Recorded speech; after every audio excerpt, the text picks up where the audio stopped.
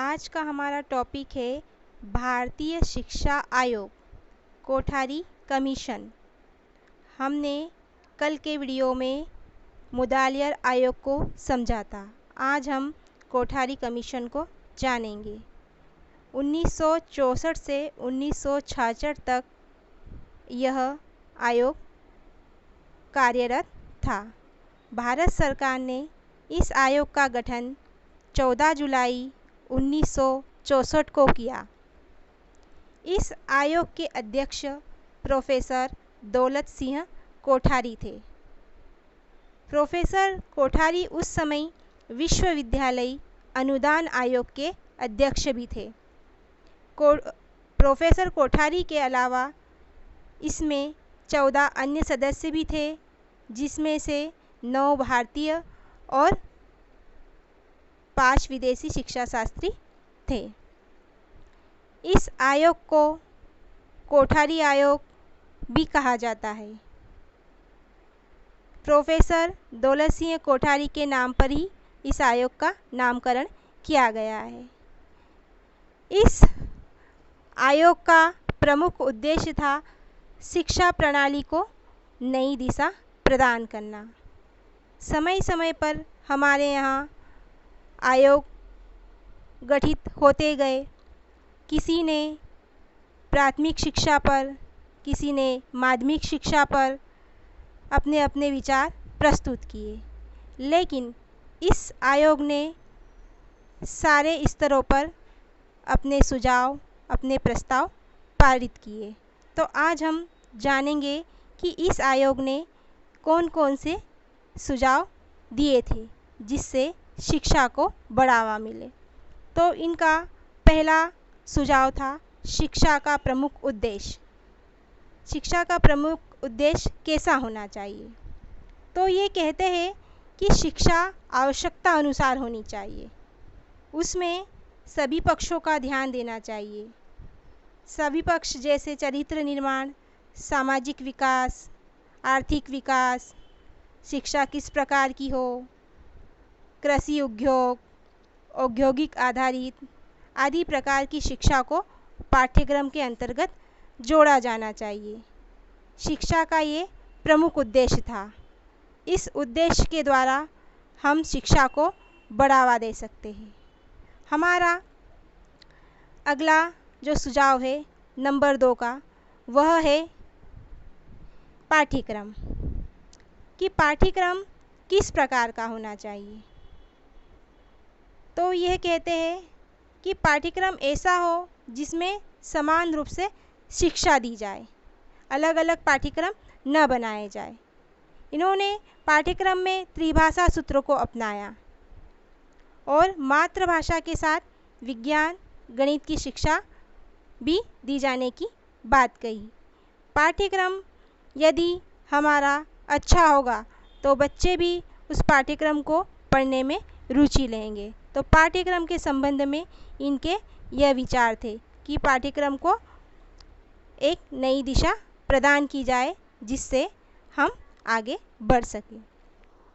अगला सुझाव है नंबर 3, शिक्षा की स्थिति। कि शिक्षा की स्थिति किस प्रकार से होना चाहिए? तो यह आयोग कहता है कि 1 से 3 वर्ष की पूर्व प्राथमिक शिक्षा दी जाए। माध्यमिक शिक्षा को 2 प्रकार से दिया जाए, उसको 2 भागों में बांट दिया जाए, पूर्व माध्यमिक और उच्च माध्यमिक। और उच्च शिक्षा में 3 या उससे अधिक वर्ष का स्नातक हो। इन्होंने तीनों प्रकार की शिक्षा को बांट दिया था, प्राथमिक, माध्यमिक और उच्च शिक्षा। यदि इस प्रकार से शिक्षा दी जाएगी तो जो हमारी शिक्षा की स्थिति है उसमें सुधार हो सकेंगे और हम आगे प्रगति कर सकेंगे। इनका अगला सुझाव है नंबर 4। नंबर 4 कहता है कि शैक्षिक अवसरों में समानता। कि बालकों को किस प्रकार शिक्षा में समान अवसर प्रदान किए जाए। तो सबसे पहले ये कहते हैं कि बालक और बालिकाओं को समान अवसर प्रदान किए जाने चाहिए। ऐसा नहीं कि बालक को अलग शिक्षा दी जाए, बालिका को अलग शिक्षा दी जाए। यदि हमें शिक्षा के स्तर को ऊंचा उठाना है तो एक बालक और बालिका को समान प्रकार की शिक्षा देनी चाहिए। फिर बोलते हैं कि जो प्राथमिक स्तर है, छोटा स्तर है, वहाँ पर निःशुल्क शिक्षा उपलब्ध कराई जाए, जिससे जो बच्चा है, बालक है, वह शिक्षा को ग्रहण कर सके। अगला है निःशुल्क पुस्तकें वितरित की जाए। जो पढ़ने में अक्षम है उनके लिए निःशुल्क पुस्तकें वितरित की जाए और छात्रवृत्ति का प्रावधान भी रखा जाए। इन्होंने शैक्षिक अवसर में ये सारी चीज़ें कही। इनका अगला सुझाव है शिक्षक की स्थिति और प्रशिक्षण, कि शिक्षक की स्थिति किस प्रकार से होनी चाहिए, शिक्षक का प्रशिक्षण कैसा होना चाहिए।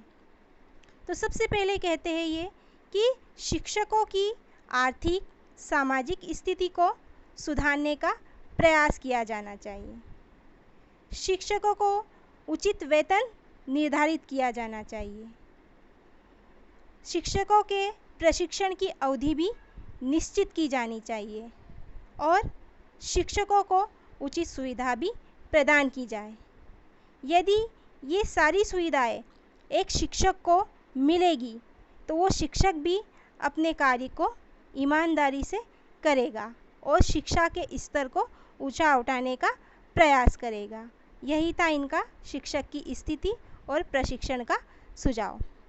अगला सुझाव है नंबर 6, प्रशासन, कि जो प्रशासन है वो किस प्रकार का हो, जो कानून है वह किस प्रकार का हो, वो शिक्षा में अपनी मदद किस प्रकार से करे।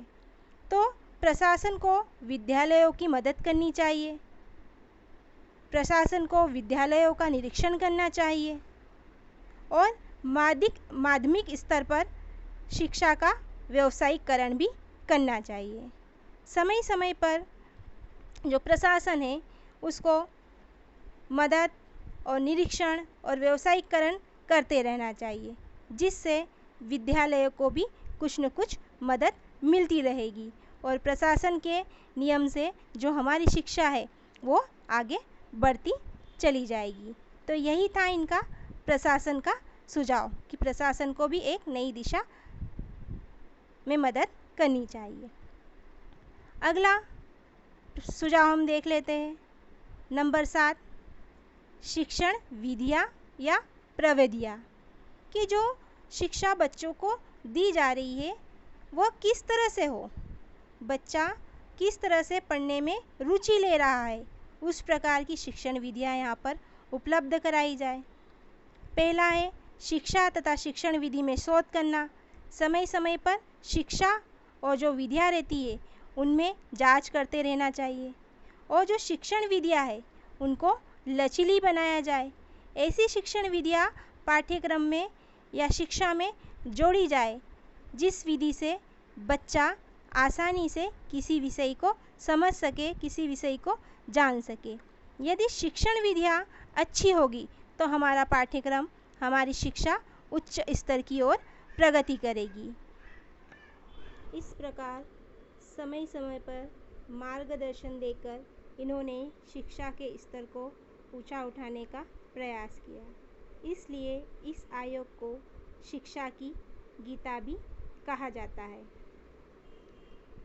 आई होप आज का वीडियो आपको पसंद आया होगा और वीडियो पसंद आया है तो प्लीज़ वीडियो को लाइक कीजिए और अपने दोस्तों के साथ शेयर कीजिए।